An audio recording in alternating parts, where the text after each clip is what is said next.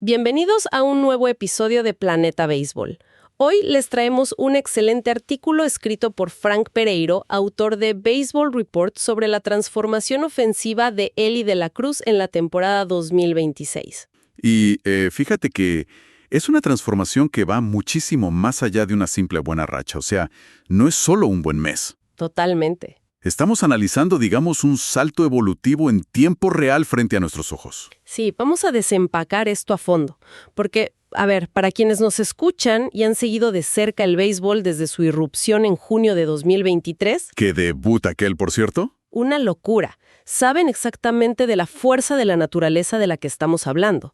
El dominicano de Sabana Grande de Boyá llegó a las grandes ligas como, como un cometa. Es de esos jugadores que los fanáticos idolatran y los rivales, francamente, pues le temen.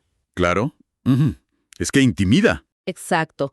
Velocidad pura que quema las almohadillas, una potencia explosiva con el madero, un brazo en el campo corto que parece una auténtica catapulta medieval y bueno, una presencia física en la caja de bateo que asusta a cualquiera. Es un talento generacional tal cual. Esa combinación de herramientas es algo que, los cazatalentos pasan décadas buscando y muchas veces nunca lo encuentran en un solo individuo. Nunca. Tienes tamaño, velocidad, poder y brazo, todo empaquetado en un atleta hiperdinámico. Pero, como en toda buena historia, todo superhéroe tiene su kriptonita. Su talón de Aquiles. La famosa grieta histórica. Exacto. Y los equipos rivales, que sabemos que en las grandes ligas no perdonan absolutamente nada, empezaron a explotar esa grieta con una frialdad casi quirúrgica. Estamos hablando de su punto ciego, que era batear desde la caja derecha contra lanzadores zurdos. Ahí sufría muchísimo. Sí, porque por todo el talento sobrenatural que mostraba a lo zurdo, cuando un serpentinero zurdo se subía a la loma y Elly tenía que pararse a la derecha, la magia simplemente parecía evaporarse.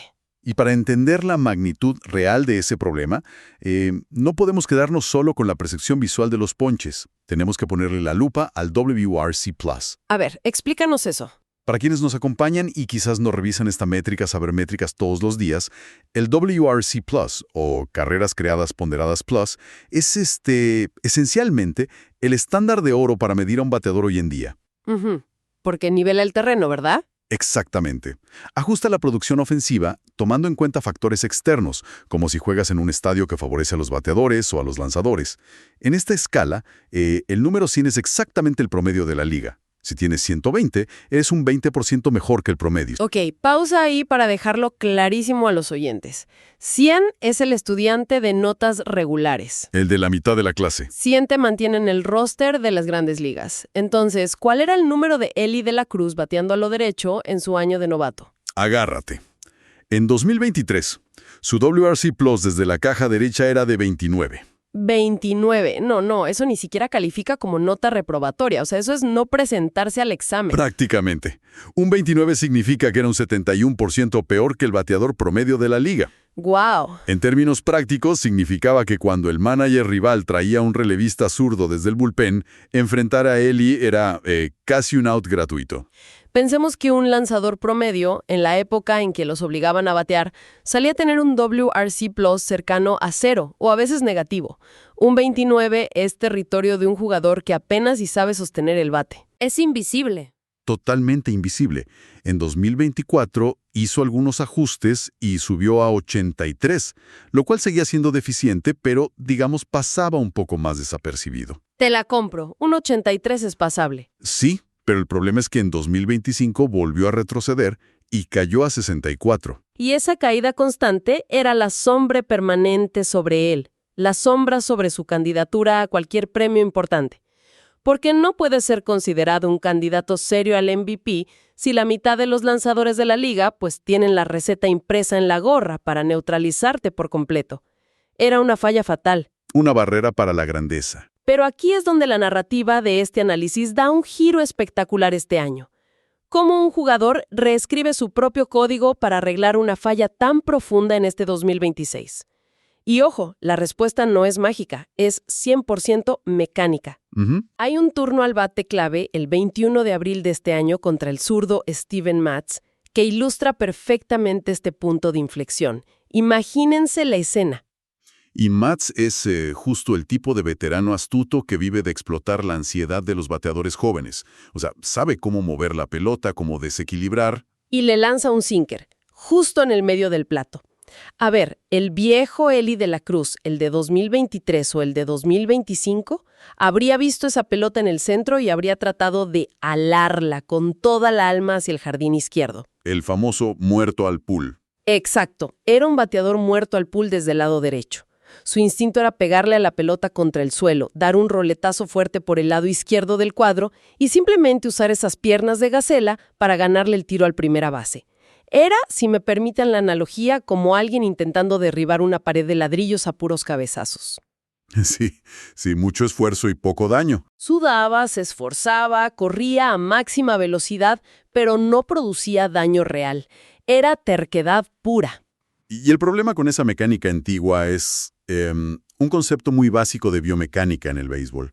Cuando intentas alar un picheo que no está en la zona ideal para hacerlo, tu hombro delantero se abre demasiado pronto. Se desajusta todo. Se vuela, como dicen los instructores de bateo. Al abrir el hombro, la cabeza del bate arrastra por la zona de strike de manera diagonal, o sea, no se mantiene en el plano del picheo. Claro. Y el resultado casi inevitable de arrastrar el bate así es impactar la pelota por la parte superior. Y eso genera exactamente lo que mencionas, esos rodados débiles, los machucones hacia el campo corto, la tercera base. Pero ese 21 de abril, fíjate que decidió usar un cincel en lugar de dar cabezazos. Qué buena forma de ponerlo. La pelota de Matz viajara profundamente hacia la parte trasera del plato.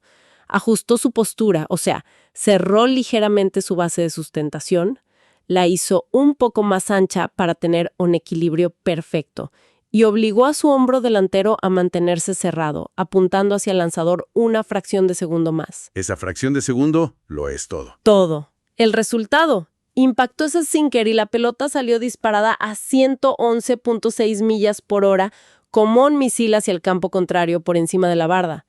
Eso no fue un accidente, fue una declaración de intenciones. Fue, digamos, la validación en vivo de un diseño mecánico completamente nuevo. Y cuando analizamos los datos de estas primeras 7 semanas de la temporada 2026, la magnitud de esta reconstrucción es de verdad sísmica. O sea, hablábamos de ese WRC Plus de 64 contra zurdos en 2025. Bueno, agárrense fuerte porque este año ese número ha saltado a un monstruoso 153. Espera, repíteme eso. ¿De 64 a 153? Así como lo oyes, 153. Estamos hablando de pasar de ser un bateador casi inofensivo a ser un 53% mejor que el promedio de la liga. Es obsceno. Es como si en el invierno le hubieran trasplantado las habilidades de otro jugador mientras estaba en esa caja de bateo. Es un salto que literalmente rompe con cualquier modelo de proyección sabemétrica que tengamos. Y las métricas periféricas nos explican exactamente por qué esto es real y cómo lo está logrando. Empecemos con la tasa de batazos duros, o el hard hit rate. Bateando a lo derecho. Pasó del 35.3% el año pasado a un impresionante 53.8% en este 2026. A ver, para quienes escuchan batazo duro y piensan que es una apreciación subjetiva del señor que anota el juego en el estadio, ¿qué califica exactamente como un batazo duro en la sabemetría? ¿Y por qué nos importa tantísimo ese número? Excelente pregunta. Un batazo duro es cualquier pelota golpeada con una velocidad de salida de 95 millas por hora o más. Y esa frontera de las 95 millas es crucial en este deporte. Es como el umbral mágico, ¿no? Exacto. La física del béisbol nos demuestra que una vez que la pelota cruza ese umbral de velocidad, las probabilidades de envasarse y, sobre todo, de conseguir extra bases se disparan exponencialmente. Claro, no da tiempo de reaccionar. Tal cual, un batazo a 94 millas puede ser atrapado por un jardinero bien ubicado, pero un batazo a 98 o 100 millas los atraviesa antes de que puedan siquiera dar el primer paso. Al subir su tasa a casi 54%, Eli se está garantizando producir un daño masivo más de la mitad de las veces que hace contacto desde la derecha. Y esto nos lleva a otra métrica súper interesante, el famoso XWBA. Ese es otro de esos términos que a veces parecen una sopa de letras para los oyentes, pero los datos muestran que el de Eli pasó de un tristísimo .278 a un .360, que es nivel élite.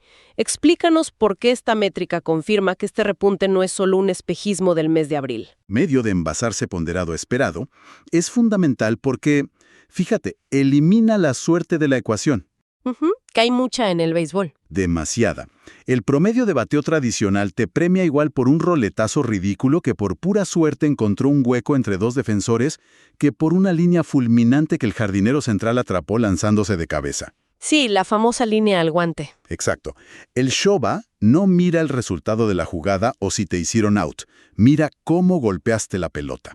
Toma esa velocidad de salida de la que hablábamos y la combina con el ángulo de lanzamiento. Si conectas a 105 millas por hora con un ángulo de 15 grados, la fórmula matemática sabe que, históricamente, eso es un extra base casi el 100% de las veces, sin importar si esta vez el jardinero hizo la jugada del mes y te la atrapó. Qué interesante. Entonces, al pasar a un Shoba de .360, las matemáticas nos están gritando que el daño que está causando es genuino. Es producto de su nueva técnica con el cincel, no de que la defensa rival esté jugando mal o teniendo mala suerte. Y fíjate que, conectando con esto del ángulo de lanzamiento que mencionas, hay un detalle en el artículo de Frank Pereiro que a mí personalmente me voló la cabeza. A ver, dime. En esta muestra de batazos que llevamos en 2026, los ponches cayeron un poco. Pasaron del 29 al 27.6%. Pero lo asombroso es su cantidad de globos inofensivos, los famosos pop-ups al cuadro interior. La cantidad es 0. Cero absoluto. Cero.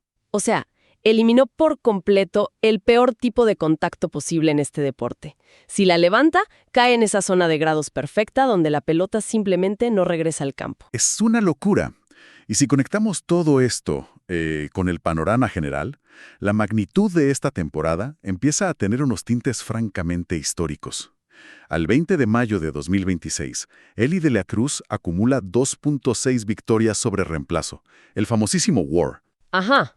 Es el tercer mejor registro de todas las grandes ligas en este momento, solo por detrás de Bobby Witt Jr. y de Shohei Ohtani, y es el segundo mejor en toda la Liga Nacional. A ver, compartir podio con esos dos monstruos ya es una barbaridad absoluta. Pero llévame a la historia de la franquicia, porque entiendo que esos 2.6 de WAR en apenas un mes y medio de temporada proyectan algo gigantesco. Proyectan, digamos, si logra mantener este ritmo los 162 juegos. Terminaría con unos 38 jonrones, 30 bases robadas y un alucinante 8.9 de WAR. ¡Wow! Y para dimensionar esto para cualquier fanático latinoamericano que quizás no tenga todo el contexto de los años 70, los Cincinnati Reds son una franquicia fundada en 1882. Tienen más de 140 años de existencia. Un WAR de 8.9 empataría la marca del jardinero izquierdo George Foster en el año 1977. ¡Qué dato! Esa es, hasta el día de hoy, la quinta mejor temporada individual en toda la historia de los Reds. Las únicas 4 temporadas superiores, en más de un siglo, pertenecen a los dioses de la mítica Big Red Machine, Joe Morgan en el 73, el 75 y el 76, y el legendario receptor Johnny Bench en 1972. O sea, estamos hablando de que Cincinnati no ha visto un nivel de juego individual pero tan completo en 50 años. Medio siglo. Medio siglo. Se dice facilísimo, pero de verdad asusta. Ahora bien, voy a pedir un tiempo fuera aquí. Ok. Hasta aquí todo el análisis suena espectacular, los números son de videojuego y la historia es de película. Pero me voy a poner el sombrero de abogada del diablo por un minuto. Porque los que seguimos el béisbol día a día ya hemos visto esta película antes. Te escucho. ¿Dónde está tu escepticismo en todo esto? Mi escepticismo está anclado, pues, en la cruda realidad de las temporadas pasadas. Ya hemos visto a Eli de la Cruz jugar con nivel de deidad beisbolera. Sí, por rachas. Exacto, por un rato. Recordemos esos meses estelares antes de la pausa del Juego de Estrellas en su año de novato y también en 2024. Era imparable, era la portada de todos los medios del mundo. Recordemos el mes de agosto de 2024, donde literalmente nadie en el planeta jugaba mejor que él. Era un abuso. Pero la constante siempre fue la misma. A esos picos astronómicos le seguía una caída libre estrepitosa, una y otra vez. Siempre los analistas hablaban de la fatiga, del desgaste inmenso de jugar a 1000 kilómetros por hora todos los días. Y luego vino el 2025, que, seamos sinceros, fue un año brutal para él en todos los sentidos. Fue una tormenta perfecta de factores adversos, de verdad. Exacto. Tuvo esa lesión persistente en la pierna que le robó tanta explosividad y eso, lamentablemente, se combinó con un impacto emocional y personal devastador, que fue la pérdida de su hermana. Fue un colapso físico y anímico completamente humano y comprensible. Totalmente comprensible. Pero al fin y al cabo, fue un colapso. En la segunda mitad de la temporada. Entonces, mi pregunta central aquí, la duda que cualquier oyente debe tener es, ¿qué nos hace pensar que esta vez es distinto? Me estás vendiendo un MVP seguro en pleno mayo. ¿Qué nos garantiza que no se va a quedar sin gasolina de nuevo para julio y volveremos a ver la misma caída vertiginosa en sus números ofensivos? Es, sin duda, la pregunta del millón. La más importante que podemos hacernos sobre él ahora mismo. Y me alegra muchísimo que traigas el tema del desgaste físico porque hay un fenómeno fascinante ocurriendo justo bajo la superficie de sus estadísticas en 2026. Hay una hipótesis, un concepto que responde directamente a tu duda, y es la economía del esfuerzo. Economía del esfuerzo. A ver, me cuesta cuadrar eso. En un jugador cuyo principal atractivo comercial es, literal, ser un caos eléctrico constante en el terreno de juego. Explícame eso porque suena hasta contradictorio. A ver, parece súper contradictorio, lo sé, pero es la definición misma de madurez deportiva. Veamos sus métricas de velocidad.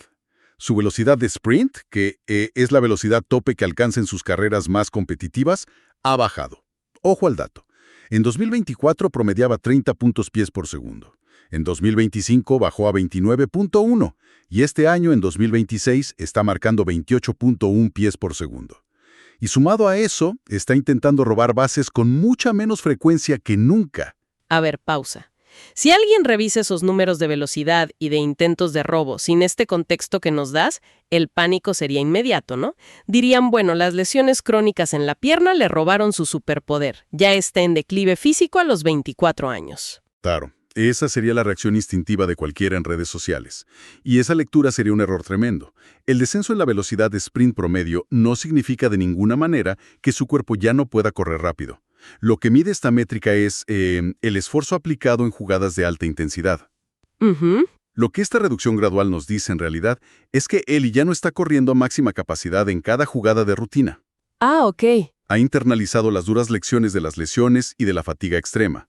Entendió que el cuerpo humano simplemente no está diseñado para imprimir 30 pies por segundo en un roletazo inofensivo a segunda base, durante 162 días al año. O sea, ya no juega cada martes por la noche de mayo como si fuera el séptimo juego de la Serie Mundial en la 9ª entrada. Exactamente. Está administrando el tanque de gasolina. Está eligiendo cuidadosamente sus batallas, digamos.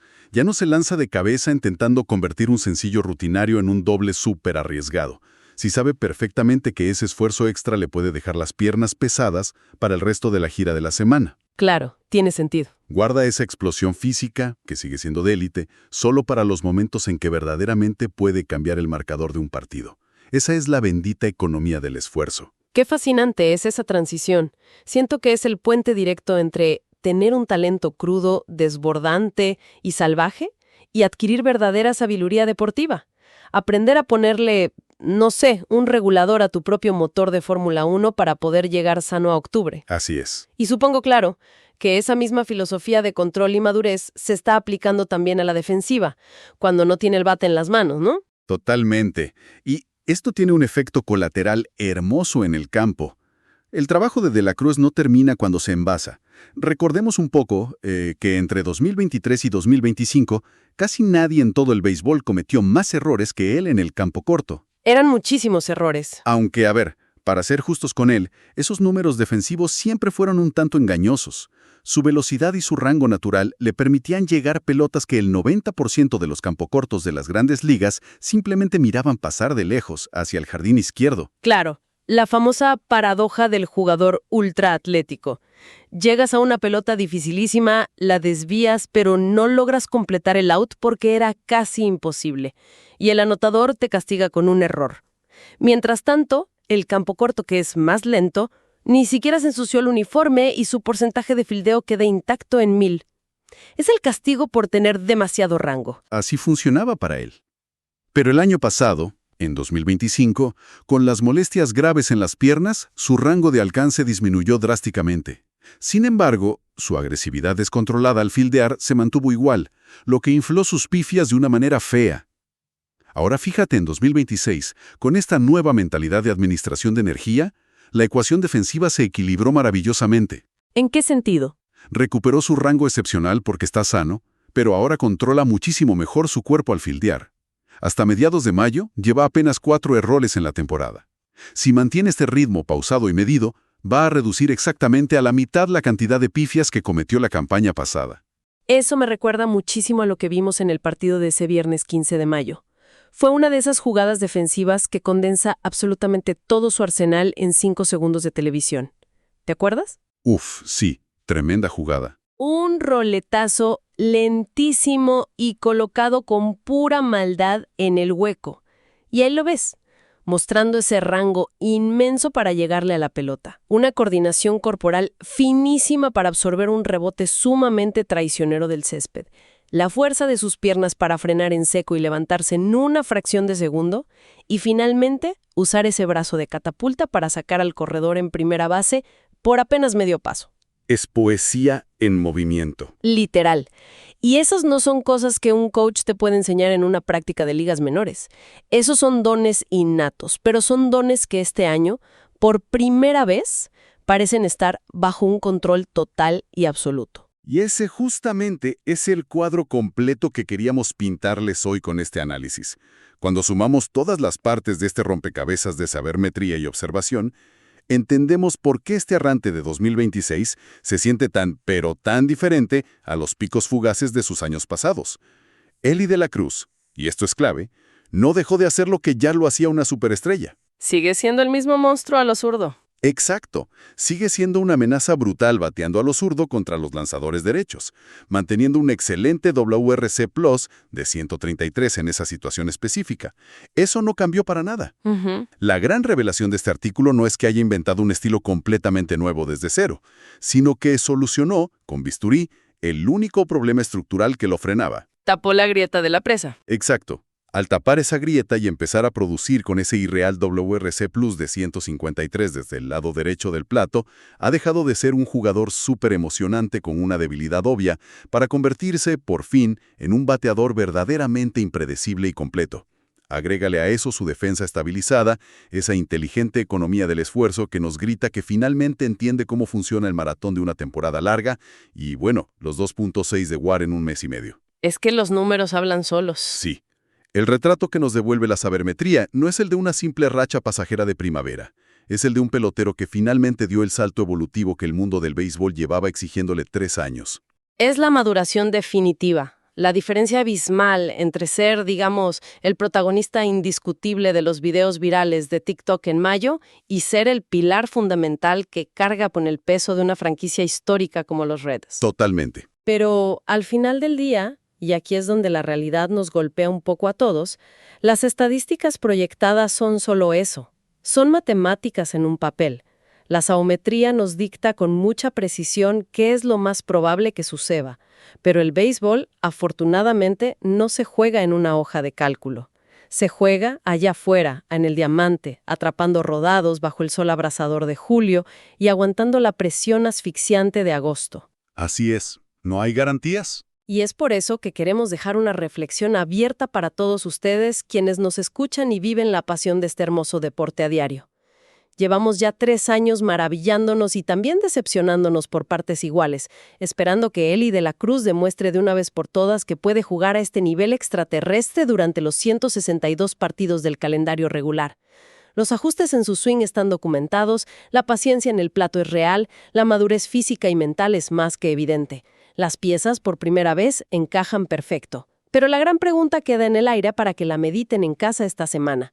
¿Estamos presenciando verdaderamente, y por fin, la temporada definitiva que lo consagrará sin discusión como el mejor campo corto del planeta entero? ¿O el temido fantasma de la fatiga volverá a llamar a su puerta cuando las hojas comiencen a caer en septiembre? Es la belleza implacable de las grandes ligas. El desgaste brutal de la temporada regular, que es la más larga y exigente de todo el deporte profesional, va a ser el único juez capaz de darnos esa última palabra. Así es, no hay atajos para el calendario de 162 juegos. Y bueno, con esta reflexión llegamos al final de nuestra inmersión de hoy. Queremos enviar un saludo muy especial y súper cálido a todos los oyentes que nos acompañan semana a semana a lo largo y ancho de toda América Latina y, por supuesto, a la tremenda comunidad de fanáticos que nos sintoniza con tanta pasión desde España. Para nosotros es un verdadero privilegio desmenuzar las complejidades del rey de los deportes junto a ustedes. Y recuerden que la temporada aún es muy joven. Sabemos que esta historia de Eli, al igual que muchísimas otras tramas en la liga, tiene todavía muchísimos capítulos fascinantes por escribirse. Por eso los invitamos a que sigan profundizando y debatiendo junto con nosotros. Por supuesto, los invitamos a seguir todo el contenido detallado de Baseball Report y a sumarse activamente a la comunidad de Planeta Béisbol. Búsquenos en nuestras cuentas de X e Instagram, donde siempre estamos compartiendo los gráficos avanzados, los desgloses analíticos y los videos de estas jugadas para que vean con sus propios ojos la mecánica de la que tanto hablamos hoy. Y si lo suyo es el debate apasionado en tiempo real durante los juegos de la noche, no duden en unirse a nuestros canales oficiales de Telegram y WhatsApp. Ahí la conversación de béisbol, se los aseguro, no se detiene nunca. Les mandamos un abrazo muy, muy grande a todos. Disfruten muchísimo el béisbol esta semana y nos escuchamos en la próxima inmersión.